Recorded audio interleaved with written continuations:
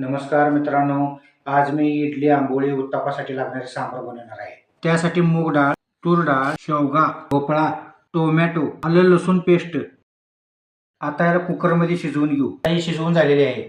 खडा मसाला, कढई तापलेली आहे. खडा मसाला गरम करून घेऊ. खडा मसाला गरम झालेला आहे तर मिक्सरला बारीक करून घेऊ. कढई तापलेली आहे तर बटर घालू. 1 चमचा मोहरी, कढीपत्ता, चिरलेला कांदा, थोडा वेळ कांदा भाजून घेऊ.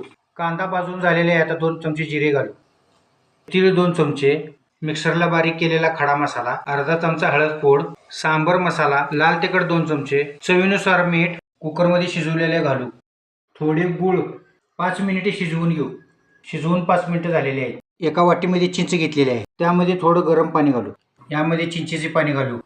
कोथिंबीर घालू. सांबर शिजवून झालेले आहे. गॅस बंद करू. सांबर तयार झालेले आहे. सांबरची रेसिपी कशी काय वाटली कमेंटमध्ये नक्की सांगा. लाईक करा, शेअर करा, सबस्क्राईब करा.